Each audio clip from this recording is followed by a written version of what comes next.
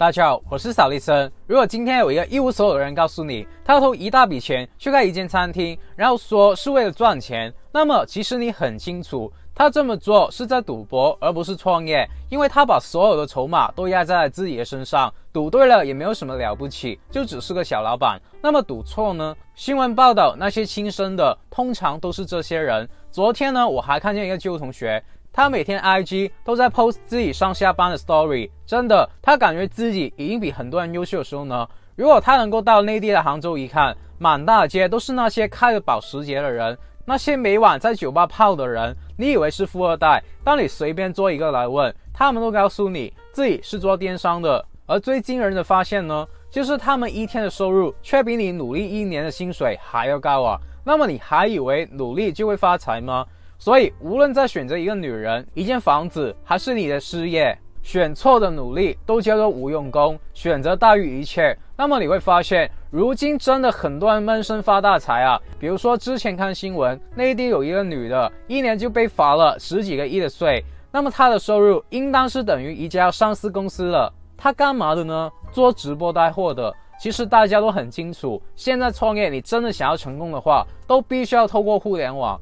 全球最赚钱的公司呢，不再是以前我们认知的银行啊、地产啊，而是互联网的公司。其中 5G 的时代到来，你会发现现在每一个人花最多时间生活的地方呢，就是这里了，也就是 YouTube 这样的影片平台。那么你会问， YouTube 这个平台是免费使用的，为什么就这么赚钱呢？其实现在互联网上所有的免费平台赚的都不是用户的钱，而是广告商打广告的钱。而 YouTube 公司的商业模式呢，跟传统的保险公司是一样的。YouTuber 就是他们的销售员，没有底薪，你频道有人看了，他就会在广告费里面拿出一部分给你作为分红。很多人都说 YouTuber 的收入很低，然后就很不爽，就觉得自己被 YouTube 剥削了。其实本质上呢，他跟你拆账是很合理的。YouTube 这个铺呢，帮你聚了20亿的用户，然后他就告诉你，平台我都已经帮你搭建好了，你有本事就把这些用户都勾引走。那么他分你的钱不是很合理吗？你之所以不爽，不是觉得被剥削了，而是收入低罢了。而收入低的问题不在于 YouTube 啊，所有的问题都是你自己的问题，因为你不懂商业，不懂营销，不懂变现，导致了你只是一个销售员，只是一个无底薪的员工。甚至有些人呢，做了几年，不要说跟 YouTube 拆账了，连用户都不能勾引几个。那么如果你有这些问题呢，而你又不想要错过几年后会更爆红的自媒体创业趋势，你必须要把这部影片看到最后啊！因为我会用我1年多30多万粉丝，平均每部影片10多万人看的经验呢，免费的帮你总结了基金，让你迅速的知道这个项目应该怎么做，如何把商业模式套用在里面。所以你预期会非常的详细，你可以点赞，然后遇到不懂的，在播放列表里面找回这部影片。那么我本人的频道之所以很荣幸的受到大家喜欢呢，第一点是因为我是专门培养老板、企业家、有钱人的。如果你也不想错过这些资讯，你可以考虑订阅我的频道，然后打小铃铛。首先，为什么自媒体是最有效让无数普通人实现人生逆袭的行业呢？你搞清楚这一点，你就知道如何去利用它了。大家耐心的听啊，该知道的都在这里了，看完就可以直接操作了。大家听过最近元宇宙最火的区块链技术了吧？而去中心化这个概念让无数的人致富，而 YouTube 这些自媒体平台呢，就是让流量去中心化。什么意思呢？很多人潜意识都有一种错觉，觉得要成为知名人士，首先你得是一个知名人士。你比如说你是一个名人或者是专家，那么你就会自带光环，能够吸引流量，他们本身的粉丝呢就会主动的来找你， YouTube 也会邀请他们进驻。你比如说韩国的女团，今天如果他们把练舞的影片上传到 YouTube， 就会自动的吸引到几千万的粉丝，那么你潜意识就会觉得他们有庞大的团队和资金的支持，然后你就觉得自己没有这些资源啊，没有自带的流量啊，平台也不认识你啊，所以这个行业就不适合你。但你可以观察一下，你去坐公交和地铁的时候呢，你旁边的人都是在说他们的影片吗？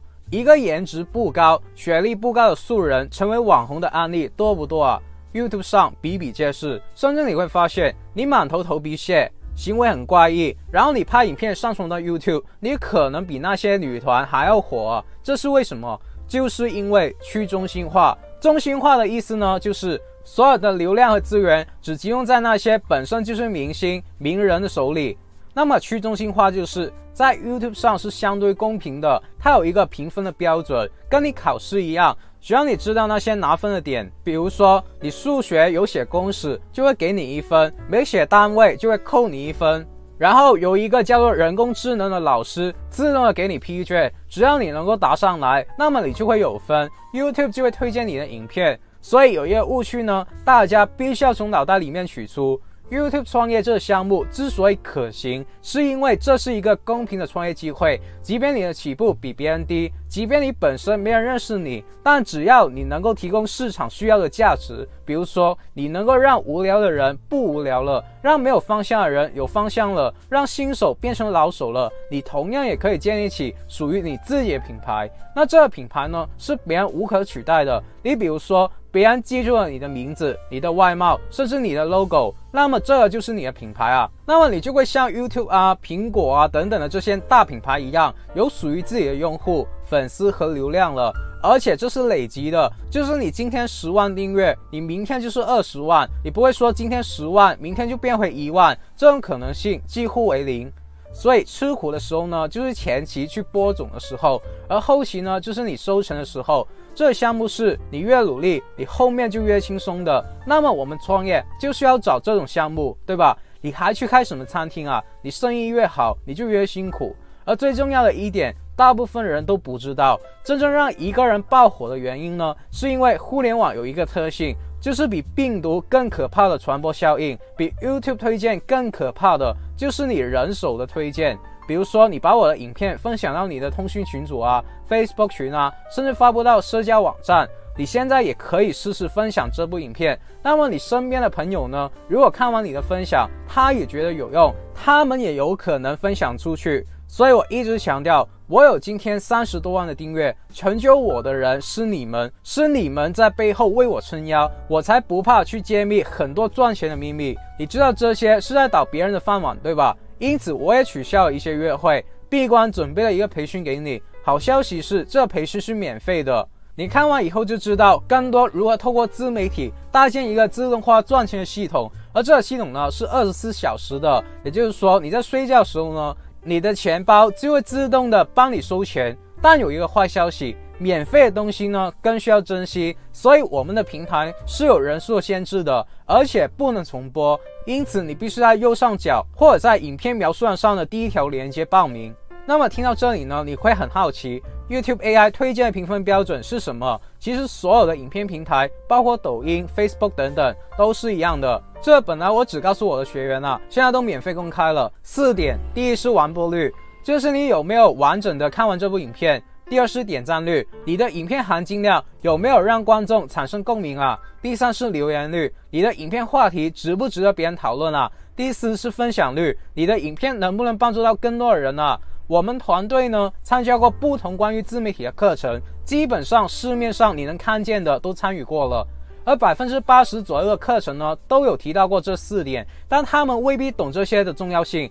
而我们亲自联络过某些平台的朋友啊，这是秘密啊。这4点貌似大家都懂的指数，都是他们判断是否给你进行再次的推荐和更大流量推荐的评分标准。我不说出来，大家未必知道啊。比如说 YouTube 一开始推荐了100个观众给你，你的完播率是 10%， 点赞率是 10%， 留言率是 5%， 分享率是 1% 啊。假设 YouTube 觉得你干得不错，那么他就有可能推荐给1000个人。如果你的这些数据能够在更多的流量的时候呢，保持得更好，甚至表现得更好，比如说完播率从 10% 升到 20% 了，那 YouTube 就会判定你的影片拥有优质的内容，从而就会源源不绝的把更多的流量给到你这里。理论上呢，这影片会一直推荐到千万级甚至上亿的。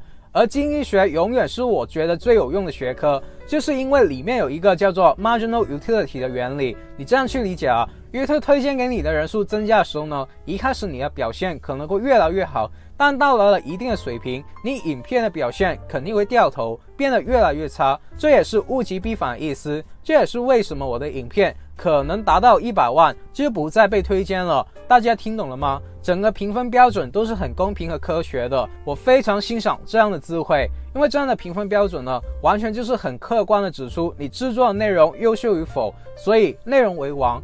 那什么为好的内容呢？其实你没有接受过商业的训练，或有这方面的触觉，你真的未必能够做到，因为这牵扯到2个字：定位。所有的产品或者服务呢，有没有用不是你说了算的，而是你能不能匹配到你目标人群的需求。很多人以为我只要做一个比 LV 更好的包包，那么我就能够混得比 LV 的公司更好。但你知道手工和质量最好的包包在哪吗？在一些山寨地区，这些山寨的公司呢，因为要模仿正品，他们就要把这些正品煎皮拆骨的，然后把设计啊、用料啊研究到极致。到最后他们会发现，原来一个几万块美金的包包呢，成本可能也有几十块美金，这已经不是秘密的秘密了。那么他们把用料的数值呢提升到100-200，手工因为他们要大量制作，所以更加精细。也就是说，他们山寨出来的包包比正品还要正品，质量甚至更好。你不信的可以去看一下类似的访问，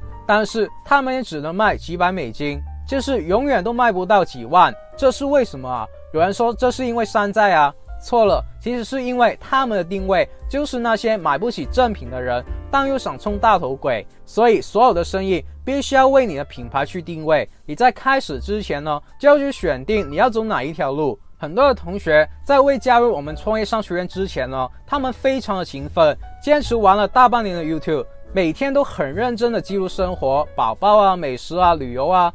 如果你也以为这样是没问题的话呢，你也这么去做的话呢，半年以后你就会非常的迷茫痛苦。为什么？因为你发现不管你怎么做就是不火，观看量甚至会越来越低，还没悟及就已经反了。所以如果你有悟性，你能够把商业融会贯通的话呢，你就会知道这样的内容定位呢其实是模糊不清的。我再拿手机举例子，苹果手机的定位是高端的客群，小米手机的定位是喜欢性价比高的客群。很多人做生意，他们会问，如果我研发出来的产品被模仿了怎么办？很多人问我把这些创业的理论都教人了怎么办？你不是在培养竞争的对手吗？那么这样的人呢，格局就很低了，也不适合创业。你看现在苹果公司能否被取代？乔布斯都离开我们这么多年了，一开卖我还是让人帮忙去排队抢啊。问题是他们还卖的不便宜，而你能够走上创业这条路了，你就必须要有跟别人竞争的准备。市场不是属于你的，我们不怕被取代，是因为我们不怕竞争。而我们不怕竞争的原因呢，是因为我们一开始的定位就已经决定了你我之间高下之分了。你学到的产品，学到我们的技术，也学不到我们核心的价值，就是定位。劳力士现在越卖越贵，真正的原因呢，不是供应有限，你知道吗？这家公司不是卖手表的，而是在卖一种叫供缺精神的文化。苹果公司也一样，我也一样，我的这个频道也一样。所以如果一部新款的手机呢，它的定位是什么都可以的话，那我敢保证肯定会无人问津了。大家以后做频道也一样，定位越精细，粉丝就越精准。那么到底该怎么定位呢？我送给大家一个叫 PNF 的系统吧，这被誉为习股最重要的商业概念。我拿刚才手机为例，大家就直接理解了。有3类，第一类就是更好、更优质的产品或者内容呢，满足已有的市场，比如说苹果手机。那么第2类就是产品或者内容满足了已有市场的细分领域，比如说性价比高的小米手机。那么第3类就是全新的产品，满足全新的市场，比如说什么充电5分钟、通话2小时的手机啊。那么这3类手机的数值呢，很难去判断高低之分，因为定位不同，所以即便手机市场这块饼就这么大了，但他们也能够各自的得到很不错的利润，而利润是很明显有高低之分的。而原因呢，就是他们的定位不同。我的健身教练以前经常抱怨说，同行越来越多，生意很难做啊。那么我了解了他一下，他就跟外面的教练一样，就是把所有的健身方法都分享出去，比如说健身餐、健身运动、减脂运动等等。他的思维是，你来跟我健身，你就有可能跟我买健身餐，然后当你要瘦身的时候呢，就要去跟我学减脂的运动。他的思维是一站式的服务。对啊，你的收入来源会更广，但你却会因此而没了收入啊，就是因为它的定位错了。我们创业就是把一件事做到极致，比如说我只做健身餐，我就定位自己就专门做给忙碌的白领定制的健身餐，这就是内容与已有市场细分领域的匹配。所以今天你要做 YouTube， 其实所有的内容都可以做，只是你能不能找到核心的竞争力。那么我们商学院会重点的讲定位这个话题啊。那么我也毫不保留告诉你，其实 YouTube 推荐的评分标准里面呢，最重要的是完播率。你比如说我的影片都20-30分钟，那么我的影片完播率还是比外面那些5分钟的影片高，这是为什么？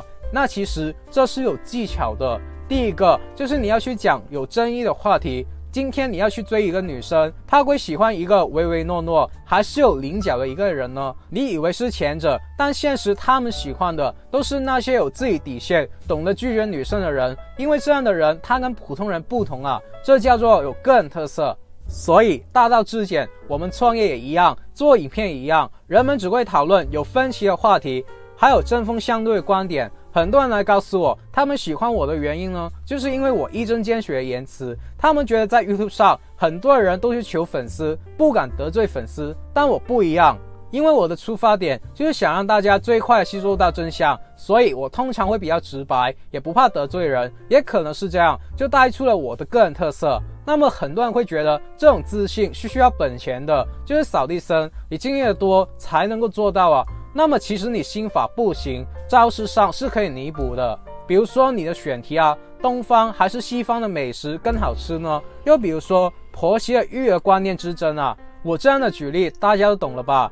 那么其实招式和心法是很多的，你懂这几个呢，你就可以操作起来了。而如果你想要跟着我们去创业，那么你一定要走进我们创业商学院。记着，我们是以创业为主题的商学院，只是刚好选择了风口浪尖上的 YouTube 创业。我也实践过，成绩也在知识范畴 YouTuber 里面做得不错，所以才敢很自信的教大家做什么和怎么做最有效。也就是说，将来我们一旦发现有什么更暴利的项目，经过我本人亲自实践了过后，觉得大家都可以操作的话，就会在里面教大家。我们商学院是一辈子了，是永久更新的。而当你懂得我的思路，你懂得很多营销技巧、做生意的心法，你如果去降低自己的级别，去做一些轻松的生意，你赚点小钱是完全没有问题的。最起码你不需要再打工了，而这些只是解决了你赚钱的问题。而当你拥有了自己的团队和系统的时候呢，你就拥有了自己的时间，你就可以花你赚到的钱，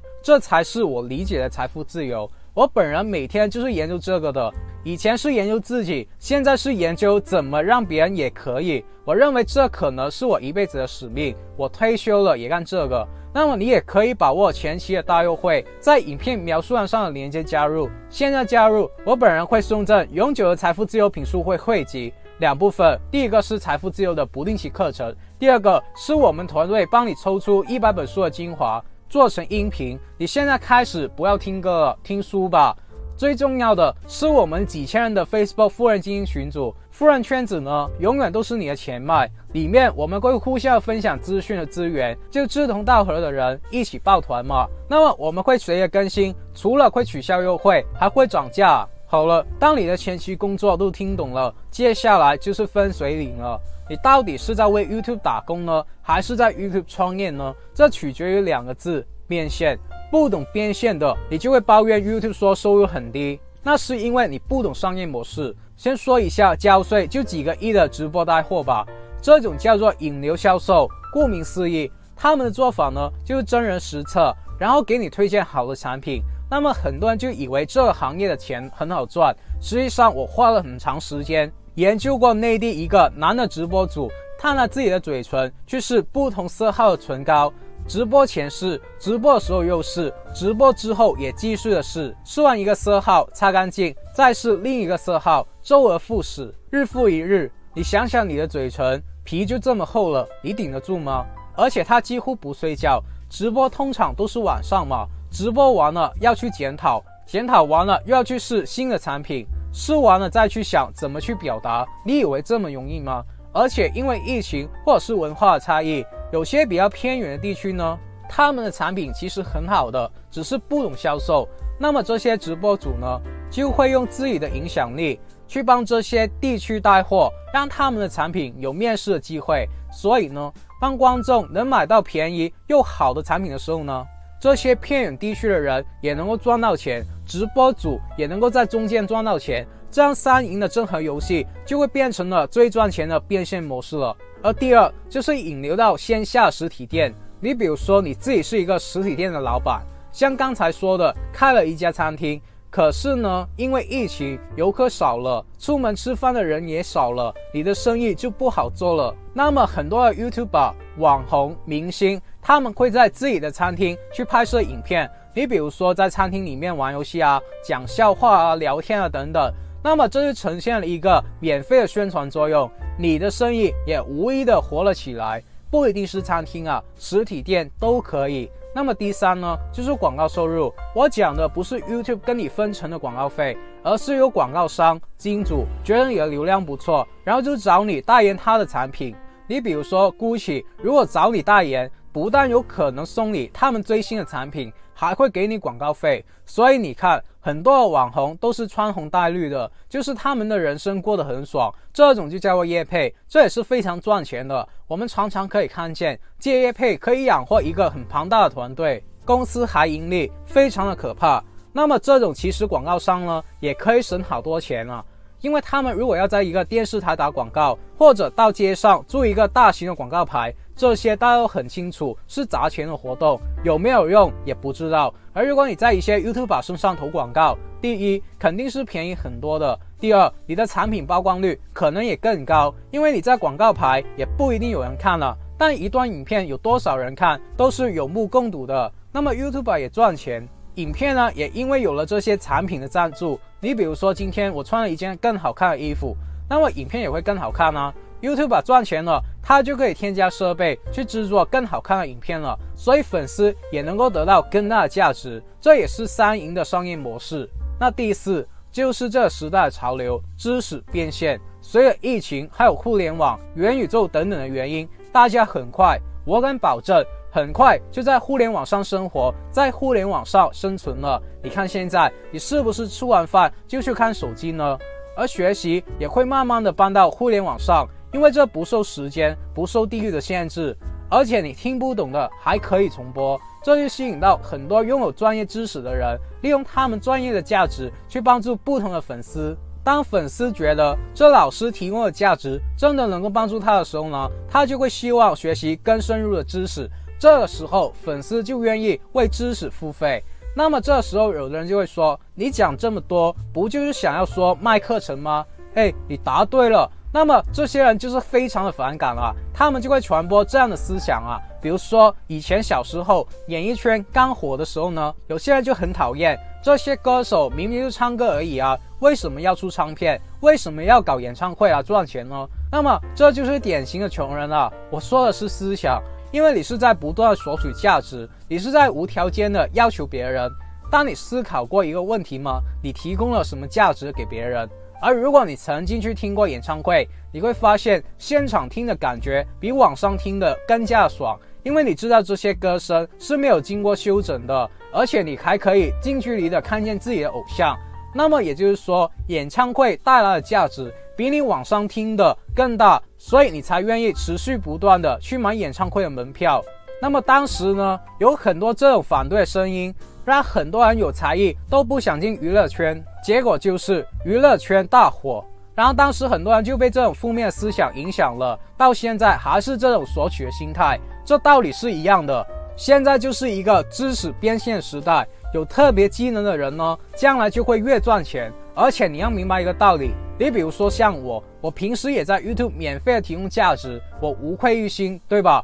我开这个频道的初心，除了要插一只脚进去自媒体行业以外呢，我真的不求回报的，把我创业的经验和领悟免费的告诉大家。但没有办法， YouTube 的内容只适合新手，大部分的观众都没有接触过创业，如果我讲的太深了，就没有人看了。这点如果你理解的话，就会知道为什么我会开创商学院，因为我要透过价格的机制把一些来玩的人筛走，把真正有心去创业拼命的人留下。就是很多人免费看我影片，已经赚到很多钱了。我相信，如果你一路跟着我走，这一年你真的无形中钱包涨了很多。所以有些人是为了回馈我，还有就是希望知道我的商业机密的人，希望我提供更大价值的人会加入。而我开设这个商学院，其实还有私心的，就是当商学院的人都富起来以后，每个人都是老板的时候呢，我们就可以合作更大的项目，比如说买地啊、买飞机啊等等。只是举例，我的眼光是放在以后，而不是现在那点小钱。所以你是选择看不起这个行业呢，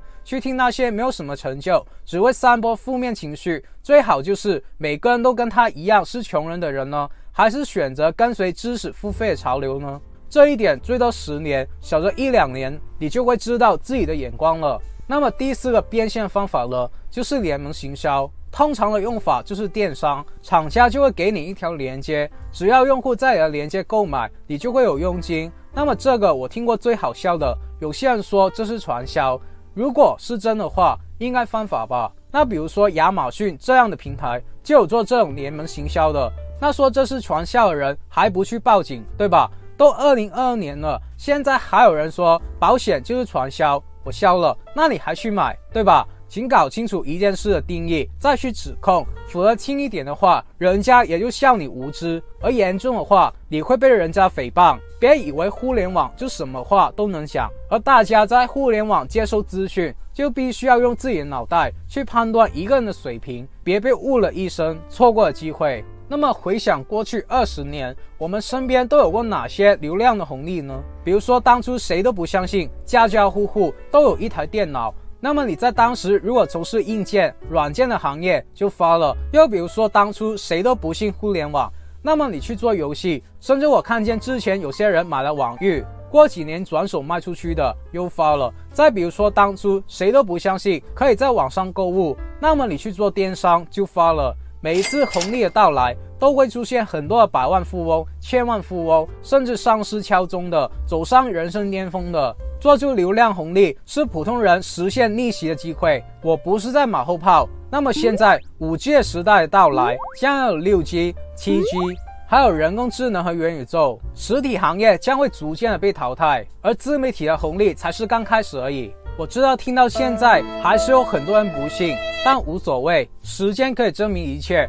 我希望信的人呢，不要听完就算了，而是能够从今天开始去实践这个项目，哪怕你自己去摸索，因为你可以副业去做，因为你只需要牺牲你的时间，然后就可以从打工到创业无缝对接了。